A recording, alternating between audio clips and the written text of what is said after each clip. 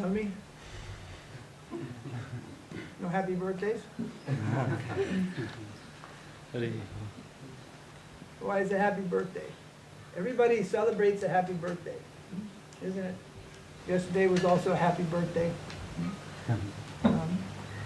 Every day, so many... the birth. And in their life, they always remember and they celebrate their birthday. I think I am 29 this year. 29. Actually, it's 39. And that makes me 41. 41. In Western countries, no one likes to grow old. And when asking anybody's birthday after 39, it's always 39. They don't like to tell 40, 50. And then soon you're not supposed to ask. You're not supposed to ask any lady or gentleman how old they are. Because in old age, then we cannot enjoy so rigorously. We cannot play sports so well. Even we don't listen to music so well anymore. We don't hear, we don't see. We cannot enjoy. Well, in material life, enjoyment is the whole purpose of life. So when you are growing old, you are losing the grip. You see, you are losing the grip on life. And it becomes embarrassing. And especially in the materialistic culture, older people, they are embarrassed. But in spiritual culture, in Krishna consciousness, it's just the opposite. We don't give a lot of value to youth. Youth is there. There is a saying, God has wasted youth on young people. He has wasted youth on young people. Because mainly they run here and there and they don't do anything useful with their energy. And by the time we begin to understand the real value of life, then our energy is less and so many aches and pains come. So they say, God has wasted the youth on the young people. He has wasted the money on the rich people. Because so many rich people, they don't know the use of money. They keep money in huge stock and spend it very miserly way. It is rare to find a rich person who knows what to do with money. Very rare. So, in spiritual life, we see age as an asset. Age is an asset. It is not losing the grip. Rather, it is strengthening the grip on our higher consciousness. So, with aging in a Vaishnava community, this is a good thing. We like to see the Vaishnava community getting members in its ranks with some age. Look around. Who is here in this ashram? There are not very many aged people. With aged people there is wisdom. There is so much experience. Krishna tells Arjuna in Bhagavad Gita that the wealth of society is age, the elder people. They are the wealth of society because they have the wisdom, they have the experience. But in modern society, there is a creation called euthanasia. And that means after a certain age, they will put you to sleep like an animal. Because you serve no visible purpose in the society. And for a materialist, it is true. Old people who are materialists don't have any wisdom. They don't have any higher consciousness. And therefore, they have nothing to share with the society, which is only trying to express itself and in so much material enjoyment. Do you follow me, what I'm saying? But in spiritual life, it is quite a different thing. So, similarly with the birthday, the materialists celebrate the birthday that, oh, we have enjoyed, we have got child. And child will give us much enjoyment. We should be happy. And that boy or that girl, they also are going to enjoy, we'll be happy for them. So two-part happiness. That child is giving happiness to the parents, and the child is also going to enjoy, so they also celebrate. But Vaishnava celebration of birth is something different. We celebrate birth because in human life, one is given the opportunity to become God conscious. It is not available in other forms of life. There are many forms of life. Many. When we established this ashram originally, on the signboard it said, human sanctuary. Because we felt, where can the humans run and hide? Huh? We are giving tiger sanctuary, elephant sanctuary, bird sanctuary. But where do we humans, where can we run? Where can we take shelter? Where can we find some sanctuary, some sanctified existence? Huh? Cities are squeezing us day and night. Day and night, the cities are squeezing us, demanding our work. Government is demanding tax. We live together for this purpose, but when we live together for this purpose, we increase disease. Categorically, if society was regulated properly, there would be less disease in the village than in the city. City means too much unmanageable waste, too many uncontrolled animals, dogs and things, and rats, and all disease-carrying things breed in cities. Of course, villages are also in a bad position these days. Why? Because lots of intelligent people, they ran out of the village, went to live in the city. We say intelligent, but is that intelligent? That's the question. But means educated people, as soon as they get education, leave the village. And they leave a struggling situation behind. But actually, the real thing is that if people lived in villages, there would be less disease, there would be less suffering. So we celebrate the birth of any human being in spiritual life because it is an opportunity that in that human form of life they will put an end to all the miseries of material consciousness. And they will approach the lotus feet of Krishna. They will approach the supreme goal of life. This is possible in human life, not in other forms of life. So God gave us this human life for that purpose. That is first purpose. Second purpose, it is second class. If you want good eating, better you ask God, let me be pig. Let me be elephant. I'm giving good eating. How many chapatis you can eat? How many idlis you can eat? How much rice you can eat? If you eat more, it will make you sick. But if you are elephant, you can eat 80 kilos or 1 quintal daily. You may eat. Big satisfaction. All the senses, what you want to enjoy, you can only enjoy in a limited way in human life. Limited. Otherwise you get sick. People tell sex is enjoyment.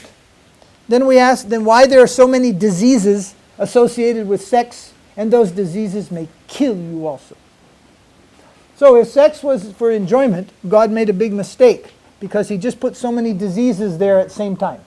And while getting enjoyment, you may be a dead man. AIDS is there and other diseases also. Millions of people in the world. United States, Europe, Asia, Africa, millions. We lost the count. They're all dying today. Millions of people because of the AIDS. And where it came from? They enjoy. They're enjoying the sex. You may also eat too much rice, and that will be a problem for you. You see, if you eat too much rice, eat, you get diabetic, blood sugar. Overeating causes blood sugar. So however way you look at it, this human form of life has got minimum capacity for enjoyment. There should be a signal. It is not meant for enjoyment. It is meant for something which is unlimited. And that is the development of our consciousness, God consciousness. We never heard yet that became a problem. Anyone who actually experienced what is God, then he turned to us and said, that is the problem, you know. After getting too much God, I got stomach ache. I got headache. I got disease from that. And we never heard that. We never saw that. No one ever told us that. Maybe any false Bhagavan and so many things, they got disease. They thought they were God. Then they got disease and had to go to hospital. False gods. Now I'm not saying if you pray to God, if you chant Hare Krishna, you won't get sick. That is the nature of this body. I'm also painting today one swollen leg. Some problem. That is the nature of bone. You see. But Atma. Atma, it will go on experiencing more pleasure in the existence of Krishna. Divine pleasure. That is called Ananda. Not this material enjoyment, spiritual enjoyment, ananda. And that has got no limit as far as we are concerned. There is more ananda than we are able to experience. Such a stock of ananda is available that we cannot experience it all. It is so much that every living being can take a share in it beyond what he can consume. Beyond your consumption means you become tired of that. Enough, I ate chocolate. Enough, I ate ice cream. Bah, finished. Not ananda. You may go on experiencing ananda, spiritual pleasure, then you never become satiated. And there is plenty for everyone. That is the nature of Krishna. He is the reservoir of all pleasure. All pleasure is derived from Krishna, actually. Even the pleasure that we experience in this world, it is Krishna, but covered by a layer of Maya. A layer, just a covering. Like indirect light. For days the cloud is there, light is there. Daytime comes, but no sun. Light is there. Then the clouds are removed, then we see the source of light. Do you follow? So all pleasure in this world is like light on a cloudy day. The cloud is Maya, illusion. We have forgotten Krishna. We don't know anymore what is Krishna, what is God. We are living in an illusion in this world. We are thinking I am master. And because I am master, I must assert myself to enjoy. I must collect money. I must collect power. I must join a political party and take a seat. Then I must take money. And this way I must build a fortune. Then Yamaraj comes and knocks on our door one fine day. Finish. Finished. Everything lost. We are living in an illusion. We are not master. We are servant. That is not a bad thing. I am servant. Here, in this world, when we are servant, that's a little down position, you see. But when you are servant of God, then you are the value of millions of prime ministers. Millions of prime ministers. Actually, prime minister, he is also servant of Bhagavan. That old idea is called Rajaram, Raja Rishi. He is the Raja, prime minister, he is the king. Doesn't mean he is God, it means he is the servant of God. He's God's Raja, God's man on earth. He will be given respect as representative of God. All are servant of God. There's a time of year when everyone prays to Lakshmi. There's a time of year when everyone prays to Saraswati, when everyone prays to Ganesh, and different village gods. All of them are servant of Bhagavan, Narayana, Vishnu, and Krishna. All. They're all servant. Ekala Ishwar Krishna. One Bhagavan is Krishna, Sri Krishna. Sri Krishna is also known as Narayana. Sri Krishna is also known as Vishnu. Sri Krishna is also known as Govinda. There are many names of Bhagavan. But Ganesh, Shiva, Saraswati, Lakshmi, so many devas, devis, they are not Bhagavan complete. They themselves are servant of Bhagavan. If you offer any food to a deva, first he offers that to Bhagavan. Then it goes like that. He doesn't directly eat that, actually. What do? You are a servant of God. And we offer you something. Either physically or mentally, you offer that to your Lord. If you are a Brahmin, and you're collecting some bhikshu, house to house, some alms, and someone gives you something very fine to eat, a real Brahmin doesn't think, oh, very tasty, and fill his belly with that. A real Brahmin, he accepts that on behalf of his Lord, of his Bhagavan, he accepts. He is only a messenger. He accepts on the behalf of his Lord. Then, what it means, he only takes prasadam. He only takes Krishna prasadam. In Karnataka, long time ago, maybe 200 years back, 300 years, 400 years back, sure, there was one system, 400 and 500 years ago. And at every temple in Karnataka, in any temple, whether it was a deva, a village temple, a Shakti, any temple, there was Shaligram. Shaligram is the representation of Vishnu, Narayan.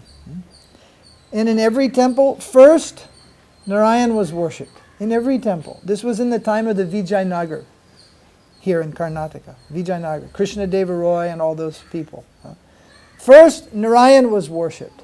Then the prasad of Narayan, that was offered in that temple to that Deva. Ganesh, Shiva, all. That was the standard. Because actually that is the eternal standard. If we look throughout the Vedic literature, there are not many gods. There's one supreme God, and then all else are his servant. You see? So, when we live in ignorance of that, that is the cause of suffering. We are thinking we are master. We are enjoying, then material nature, Prakriti, charges us. Hey, crime, stolen property, you are not enjoyer. Even your own wife and children, even your own husband and children, they are not your property. They are not your property. They are the property of Bhagavan. You are simply looking after them, closed. You are looking after them for some short period of time in this lifetime.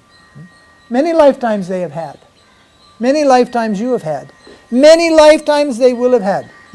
Sometimes I ask these children, how old you are? 15, 14. Where you were 15 years ago? No answer. You are 14, where you were 16 years ago? I don't know. Yes, you were there. Maybe you were one old man in the village that time. Somewhere you were. Life after life we are coming here in this world.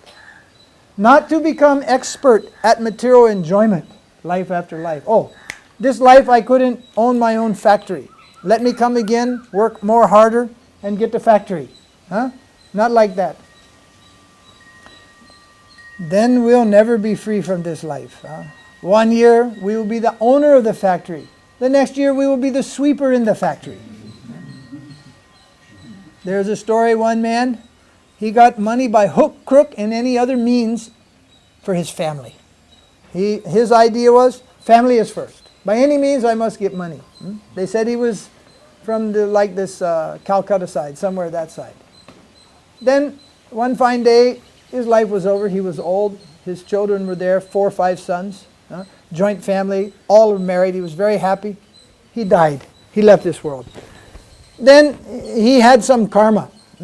He used to abuse the cobbler, the man who fixed the shoes. He used to regularly abuse that man. He'd send his shoes for fixing and then just give a slap when he came. What, this is too much. Throw him less than half the price. Just abuse that poor man. So, by some karma you cannot explain so easily. Law, action, and reaction. His next life, he became the cobbler's son. That cobbler, shoe-fitting man, he got a nice boy who was born, right? So, then he was raised as a boy, and he's learning to fix shoes. And his sons are living in a joint family, 5 sons. Right? So then, one day, they are calling, please come, we have some shoes. So that man goes to his previous house. This time his age is 14, 15. He goes to his previous house, do you understand? And they tell, you fix these shoes. He goes for fixing and he brings back. Then they say, what, you said this is not correct. They just give a slap. His own sons are now giving a slap on his head. So who we are we the cobbler's son? Are we the rich man? Are we the rich man's son? Who are we in this world? We're the servant of Krishna. We're the servant of Bhagavan. That is who we are. That is our occupational duty. And beyond that, we have a reality. We have an identity there with him in the spiritual world, in Vaikuntha, Paravyoma. We have a place. He has reserved a place. Our name tag is there. Our place is there. Simply we have to prepare ourselves to go there and live with that Supreme Father. And what is that? We have to embrace, I am servant. Dasosmi. I am servant of him. We have to embrace that in everything we do. And we have to see him in everyone. He is in everyone. First we learn to see him in the temple. He is here in the temple, in the Garbhagudi. But it's not that he's only here and nowhere else. He is in everyone. First, he is in the heart of his devotees. Then he's in the heart of all living beings. Some people say, I see God in nature. They don't like to come to temple. They say there is no God in temple. If God is in nature, why is not also in the temple? This is a defect. God is everywhere. People say, I see God in the mountain. Then they will say, why are you worshipping Shaligram? I say, if you are seeing God in the mountain, the big stone, what's the problem to see God in the small stone?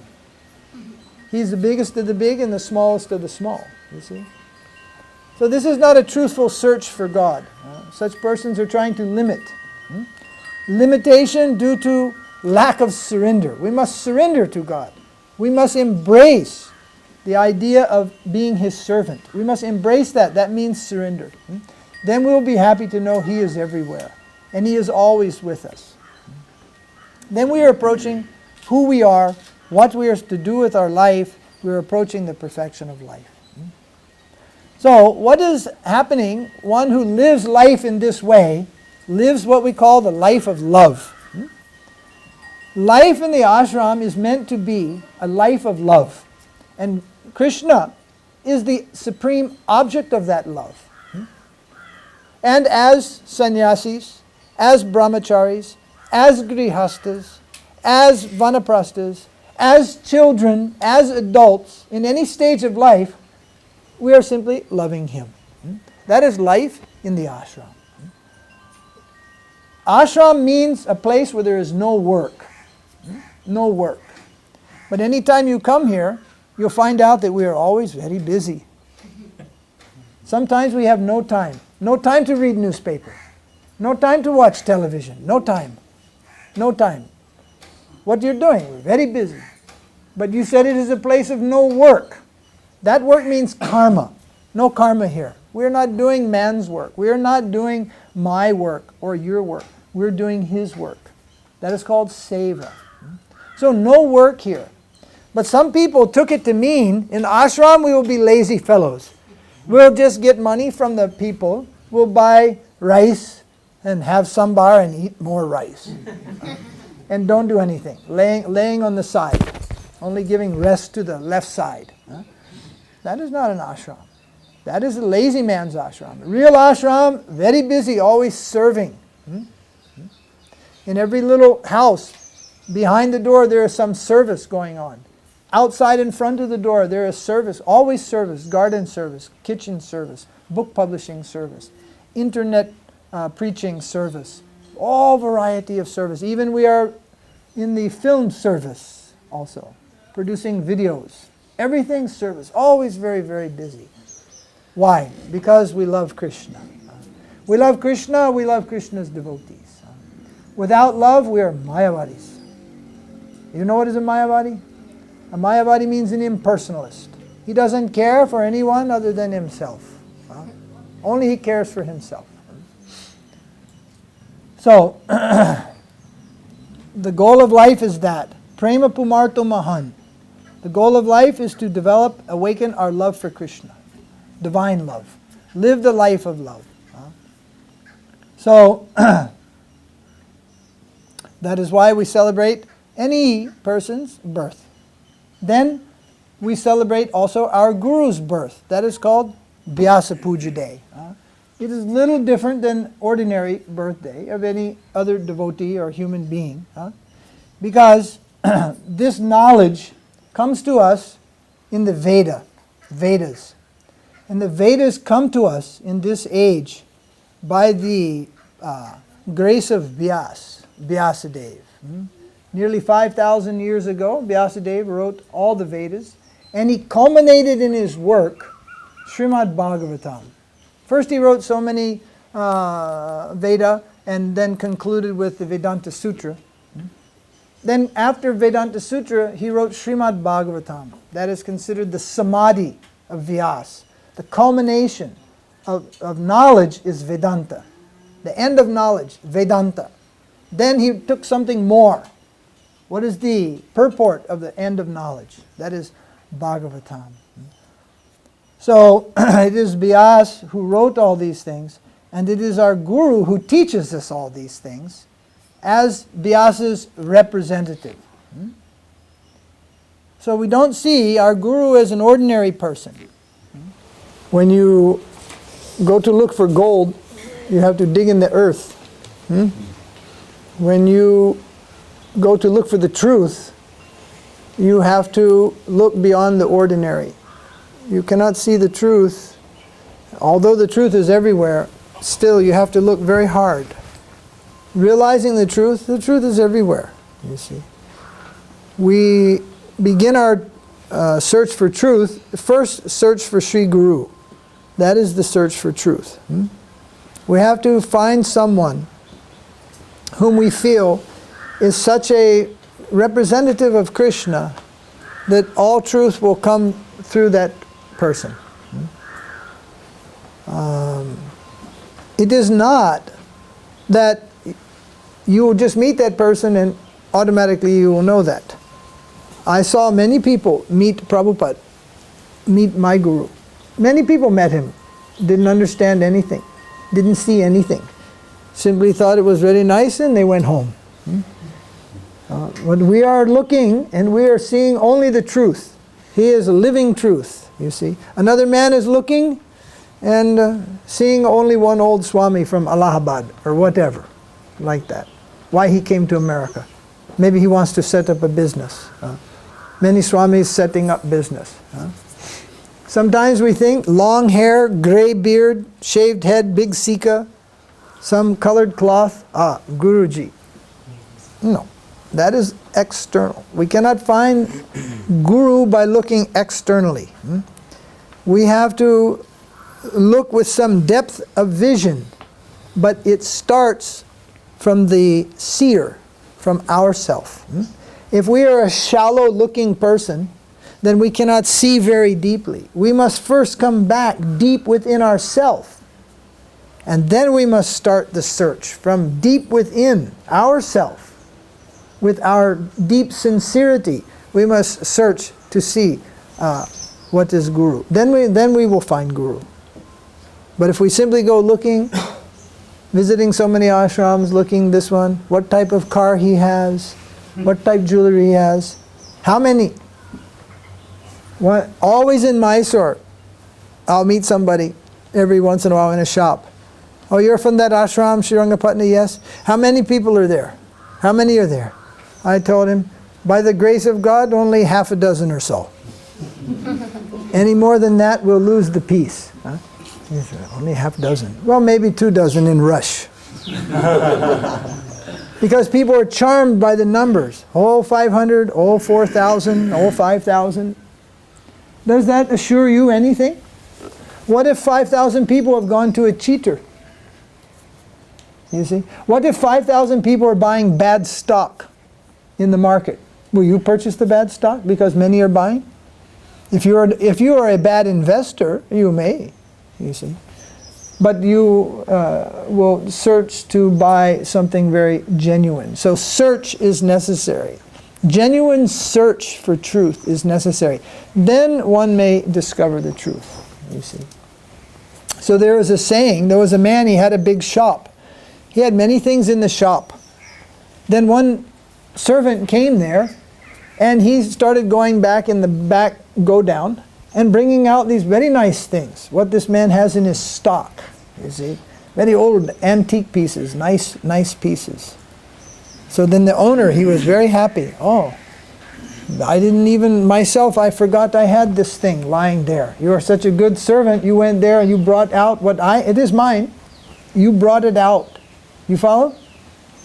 So in this way, a disciple should approach his guru in that way. He should look very deep. The guru himself doesn't see what the disciple sees. He doesn't see that. I'm only seeing my guru. I'm only thinking of my guru. I am his servant. I am only seeing what is his wealth, what is his greatness, what is within him. I'm not looking what is within me, how great I am, or any of those things. Never. A disciple only sees himself as a disciple. That is one of the qualifications of guru. He must see like that. That's why we ask about guru parampara. Sometimes today in India, modern India, big guru is there. Who is his guru? He doesn't even have one. So how could he always be thinking, I am servant of my guru? You see? He himself has no guru. He was in the postal service. Or he was in the prison, you see, or he was in the circus and he learned magic. Like this. But sometimes, because pressing is there, they will tell, oh yeah, my guru is that one. They'll name something, you see. Guru Parampara. It is not that just one guru replacing another. It's a way of thinking, you see. And everyone is thinking, I am simply the servant of my guru. So a disciple comes and he will reveal many things about the guru which the guru himself does not reveal or cannot say, you see. There are 26 qualities of a devotee. They are mentioned in the Bhakti-rasamrita Sindhu, that is our English book, Nectar of Devotion. Maybe in Chaitanya Charitamrita also there. And these are the qualities which we should find developing in a devotee. And particularly, we should find them in pure devotee. Now, actually, we're only interested in one type of devotee, and that is pure devotee. What type of food do you like? Pure food. Do you like any rice with dirt inside? No. Do you like any sweet rice with some leaf, just anything inside? No. You want rice pure, want food pure. What type of water do you want? Little mixed water with some dirty thing inside? No. Pure only, right? And devotion should be no different. We should want only pure devotion. We should want to see what is pure devotion. We should want to learn what is pure devotion. We should want to become pure devotees of Krishna ourselves.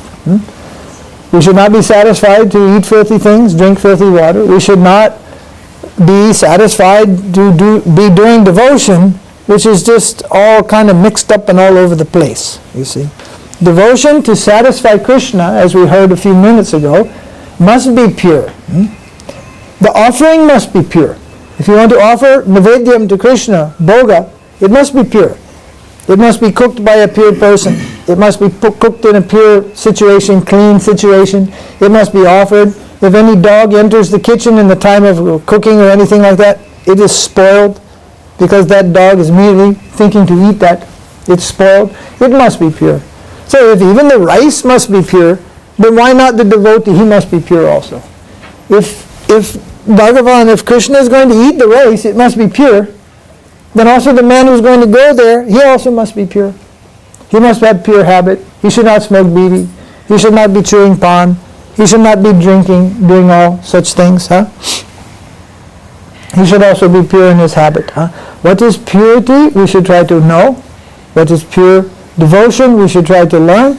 And we should become pure devotees of Krishna. It is not the impossible, it is the simple goal. Why you go to school? To become learned.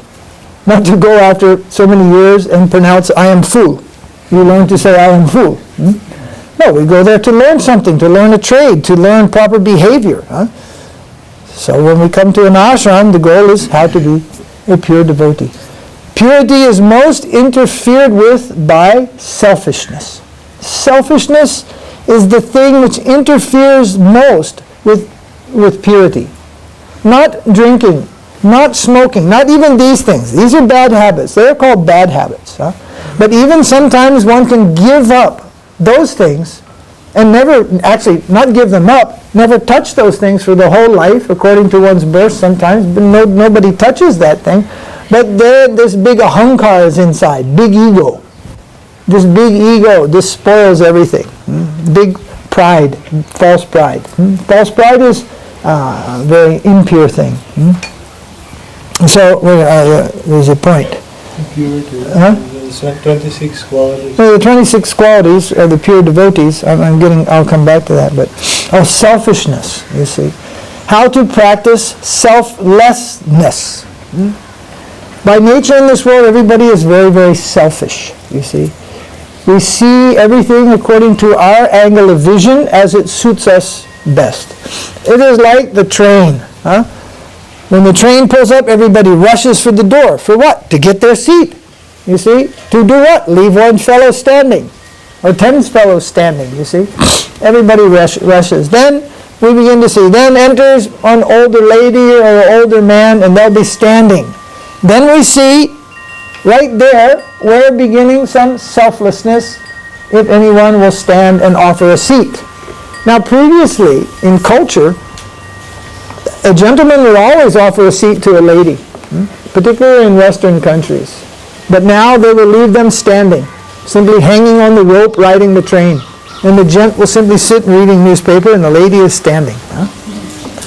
Previously he would throw his coat in the mud so that the lady will cross.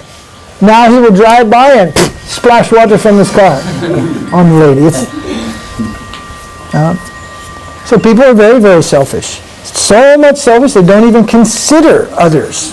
They drive in a 5 lakh rupee car on a rainy day and simply splash water and mud on the people. People have to run. They see what they're doing.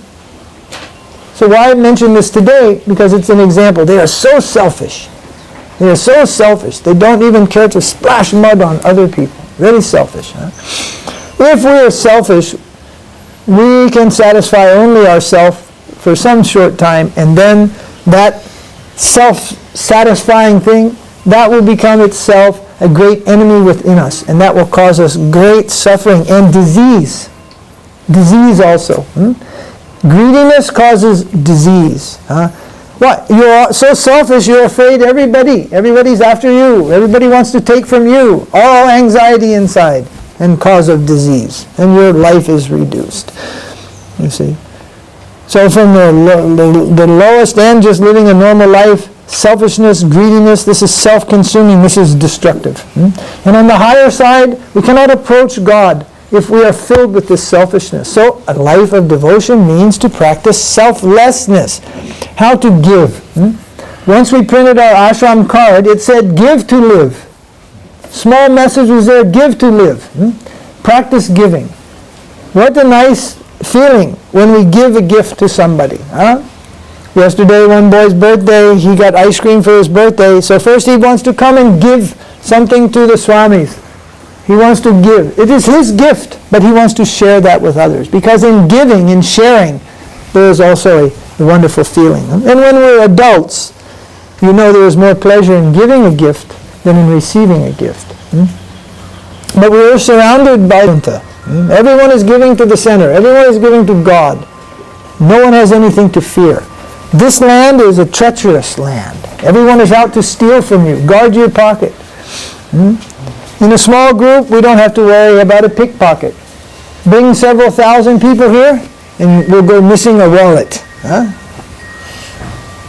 Even on Janmashtami, big crowd comes, we have to make sure we lock rooms, put guards. Because if a crowd of people comes to pray to God, that cheating man will move in that crowd. Surely somebody lost the shoe this time, Janmashtami. Before 2 Janmashtamis, 40 pairs of shoes went missing. One group of foreigners came. They're all wearing like the $50, means 2,000 rupee shoe. 40 pair of shoes went missing. New stock in Ganjam. So even in a church, even in religion, people will enter with this cheating business. That is the nature of this world. So management of an ashram means try to keep out cheating elements. You see, we're not interested in mass numbers, because in mass numbers comes the cheating element. We would like to have big numbers of people and all no cheaters. You see, but who's big number one cheater? I am big number one cheater. Everyone should say, I am number one cheater. Not you, of yourself. Big number one cheater. It starts there. Honesty starts at home.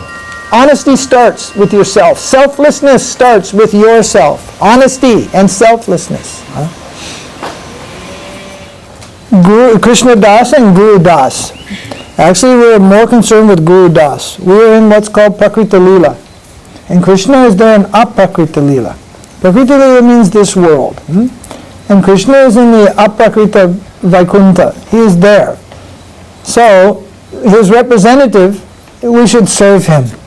We should develop great faith in Guru, Guru Shraddha, Guru Nishta. We should be very firm in our devotion to Guru. And this will qualify us automatically for the higher world, you see. Everything will be revealed to us through submission, service, surrender to Sri Guru. That is the special feature within the Gaudiya school. Within the Gaudiya school, we give more emphasis to the position held by Guru than in any other philosophical school or any other Vaishnava school. Most importance we give to Sri Guru, becoming Guru Das. So there was a man, and he told, oh, I have to surrender to Guru. Better you know, God is there. Then the other man next to him said, but God is so big, you can't get far enough away from him to see him. You see? He's so big, you can't get back enough to see him. And then the devotee said, yes, but he's so kind. He sent his representative, that's Sri Guru. So if we serve Guru, that service will go to Bhagavan. That will go to God. So actually he was right. God is so great. What you'll do there? How you'll serve him? He's so far away. There he is. Even the sun cannot be reached in this lifetime if you boarded an airplane and began to fly. You see? If you fly at the speed of light, it will take you millions of years just to reach the sun. Bhagavan is way beyond the sun. How you'll go there? How you'll find him? The world is so big, where he is, you see. All these things are true, you see. But very, very quickly he comes, quicker than light. He can come and make himself known. But his grace, Guru is considered grace of Krishna, you see. Krishna is so kind, he sends someone to represent us. Just like any big officer in government. He can't come personally. He sends someone from his office. Oh, we feel honored. Someone from that higher office has come, you see. Then we'll place our appeal to them. He is a man in connection with the higher ministry. And our appeal will go there, you see. There is great hope in that, you see. Actually, if you know someone who is close to a minister, that may be better than knowing the minister directly, you see. If you know someone who is close to a minister, then you may move. You will get good success, you see. So, if we know someone who is close to Krishna, who is dear to Krishna, and Krishna says, those who spend their life spreading my message, they are dear to me. Who preaches Bhagavad Gita, Krishna says, they are dear to me. So two things are there. We want to know someone and have someone's grace who is dear to Krishna. But then if you think about it, you want to become dear to Krishna yourself also. It is not that you want to stand on the outside and say, oh, in that house is a gentleman who is very dear to Krishna. Think it yourself. What you want in life is you want to become dear to Krishna also. That is natural. We want to love and be loved. You see, that is the complete package. You see. So we must approach Guru to learn how to serve Krishna, learn what is Krishna consciousness, and then we must practice that, and we must preach that, we must do that, and we will become dear to Krishna also. That is called Guru Parampara. It is not that there is only one gentleman and he will be dear to Krishna and all others not. If so, why spend our time here? What is the use of all of this? We also, every individual, we want to become dear to Krishna. But we never leave the shelter of our Guru. That is always there.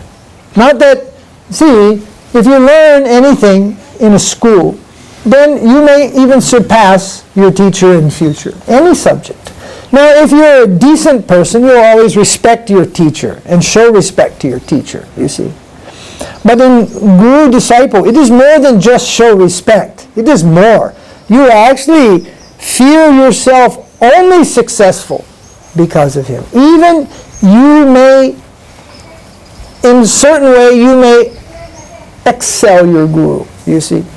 But actually, if you think, oh, now I have done more than my Guru, then you become Guru. You've gone down the other side, you see, lost. Means a cow. You became like a cow. And then you are simply in his Goshala. My Guru's Guru, Srila Bhakti Siddhanta, he never left India. his disciple, Prabhupada, he went around the world 12 times, established over 108 temples, did all these things, opened all these temples. He opened more temples than his guru. But he never thought, oh, I am more than my guru. My guru opened 64 temples. I opened 108 temples. I am more than him, you see. Purnamusika Baba. If we think like that, again we become a mouse. The story of the mouse. He wanted to become like tiger. And by the grace of one sage, Muni, Rishi in the forest, lastly the mouse became tiger. And after becoming tiger, he wanted to just eat that Rishi. That Rishi said, again he became the mouse. So, but if someone thinks, oh, out of fear, oh, I must always pray Guruji, I must always say these words, otherwise I'm again mouse, then you're automatically mouse already. It is not achieving business. Like, oh, here comes minister, show some respect. And when he passes, then you pass a bad remark. Not like that. That is politics. There is no politics with Guru. Guru-disciple relationship is one of affection. Its foundation is service, but it is service and love.